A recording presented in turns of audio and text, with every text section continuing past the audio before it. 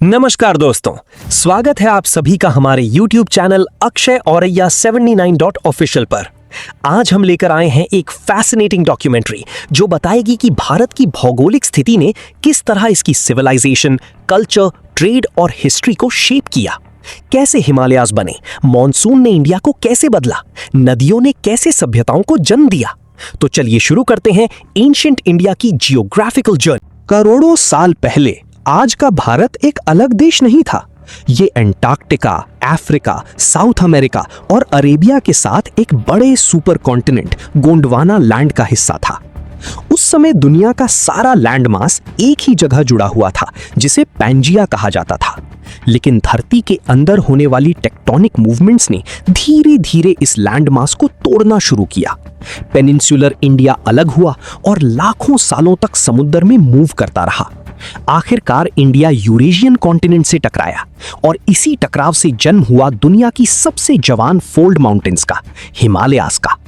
हिमालयाज एक ही बार में नहीं बने थे, इनका अपलिफ्ट 4 फेजेस में हुआ। प्लाइस्टोसीन ईपॉक में इनका फाइनल अपलिफ्ट हुआ जिसने हिमालयाज को और भी ऊंचा बना दिया। इन पहाड़ों से निकली नदियां अपने साथ फर्टाइल अलूवियल मिट्टी लेकर आईं और नॉर्दर्न प्लेन्स को दुनिया की सबसे उपजाऊ रीजन्स में बदल दिया। इसी फर्टाइल लैंड पर फ्यूचर में बड़े बड़े एम्पायर्स और सिविलाइजेशंस उभरने वाले। इंडिया ट्रॉपिकल जोन में सिचुएटेड है और यहाँ का मॉनसून सिस्टम हमेशा से बहुत इंपॉर्टेंट रहा है। जून से अक्टूबर तक चलने वाला साउथ वेस्ट मॉनसून भारत के अधिकतर हिस्सों में बारिश लाता था। एंशिएंट इंडिया में इरिगेशन सिस्टम्स डेवलप नहीं थे, इसलिए खेती पूरी तरह मॉनसून पर डिपेंड करती थी। खरीफ क्रॉप्स जैसे धान और अन्य फसलें मॉनसून की वजह से उग पाती थी। तमिलनाडु और सदर्न कोस्टल एरियाज को नॉर्थ ईस्ट मॉनसून से बारिश मिलती थी।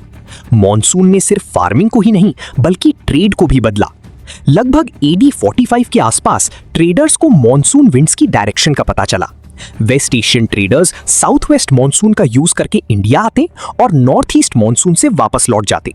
इसी डिस्कवरी ने इंडिया को मेडिटेरेनियन वर्ल्ड और साउथ ईस्ट एशिया से जोड़ दिया। स्पाइसेस, सिल्क, कल्चर और आइडियाज समुद्री रास्तों के थ्रू ट्रैवल करने लगी। इंडिया धीरे धीरे एक ग्लोबल ट्रेड हब बन गया। इंडिया के नॉर्थ में हिमालयाज और 3 तरफ समुंदर हैं। हिमालयाज ने इंडिया को साइबेरिया की ठंडी हवाओं से बचाया और क्लाइमेट को रिलेटिवली वार्म बनाए रखा।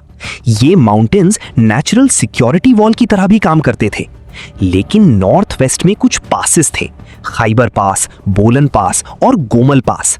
इन्हीं रास्तों से कई इन्वेडर्स, ट्रेडर्स और ट्रैवलर्स इंडिया आए। ईरान, अफगानिस्तान और सेंट्रल एशिया के लोगों ने इंडिया के कल्चर और सोसाइटी को डीपली इन्फ्लुएंस किया। हिमालयाज के अंदर कश्मीर और नेपाल जैसी सुंदर वैलीज बसी हुई थीं। कश्मीर ने अपनी यूनिक कल्चर डेवलप की, लेकिन पासेस की वजह से प्लेन्स से कनेक्टेड रहा। नेपाल वैली भी गैंजेटिक प्लेन्स से जुड़ी हुई थी। दोनों जगह संस्कृत लर्निंग और बुद्धिस्ट कल्चर के मेजर सेंटर्स बने। ये वैलीज एंशिएंट नॉलेज और मैन्यूस्क्रिप्ट्स के इंपॉर्टेंट रिपोजिटरीज बन गई। हिमालयन फुट हिल्स के फॉरेस्ट्स प्लेन्स के डेंस जंगल्स के कंपैरिजन में आसानी से क्लियर किए जा सकते थे। इसी वजह से earliest agricultural settlements foot hills और अपलैंड्स में डेवलप हुए।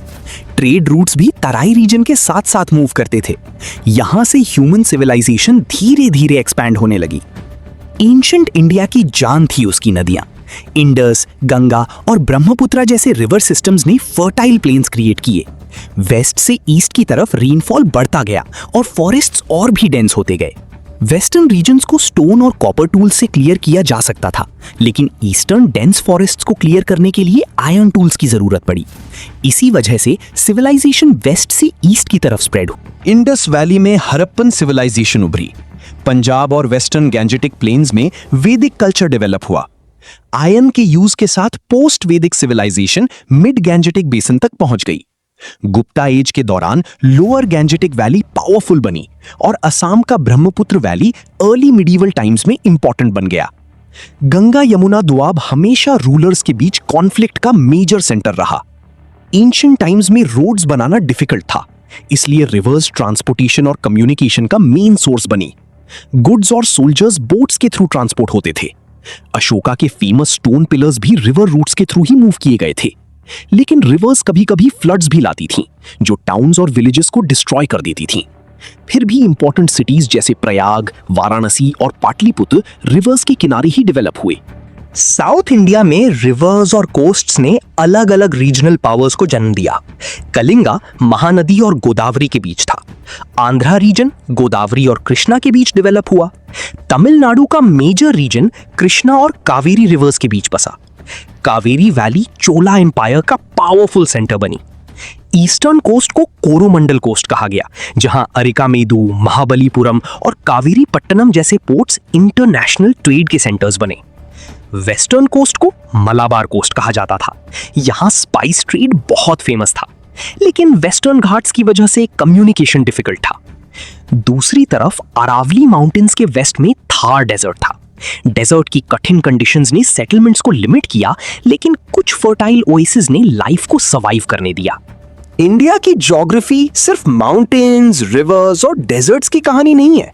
यही ज्योग्राफी थी जिसने सिविलाइजेशंस को जन्म दिया, ट्रेड रूट्स बनाए, वॉर्स को शेप किया और कल्चर्स को कनेक्ट किया।